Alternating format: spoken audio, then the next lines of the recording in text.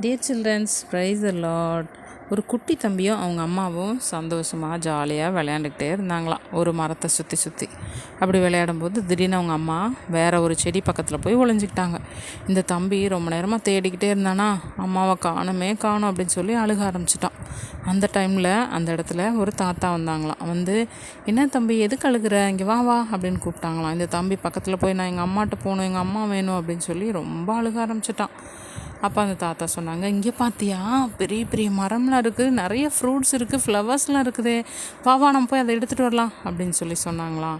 ஆனால் அந்த தம்பி, இல்லை எனக்கு அதெல்லாம் வேண்டாம், எனக்கு அம்மா தான் வேணும், நான் அம்மாட்ட போகணும் அப்படின்னு சொல்லி ரொம்ப சத்தம் போட்டு அழுக ஆரம்பிச்சிட்டான்.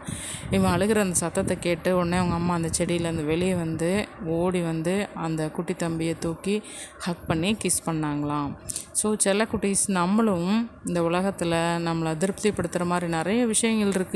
நல்ல ட்ரெஸ்ஸு, சாப்பாடு, நல்ல சூழ்நிலை, இதெல்லாம் இருந்தால் கூட அந்த தம்பி எப்படி அவங்க அம்மாவை பார்த்ததுக்கப்புறம் தான் அவனோட அழுகையை நின்று அவன் மனசு அமைதியானது போல் நம்மளும் ஏசப்பாவோட அன்புலையும் ஏசப்பாவோட வார்த்தையில் மட்டும்தான் நம்ம மனசும் நம்ம வாழ்க்கையும் திருப்தியாக முடியும். ஸோ அந்த குட்டி தம்பி டெய்லி அவங்க அம்மாவை தேடினது போல் நீங்களும் நானும் எப்போவுமே ஏசப்பாவை அதிகமாக தேடும்போது நம்ம வாழ்க்கை எப்போவுமே திருப்தியாக இருக்கும்.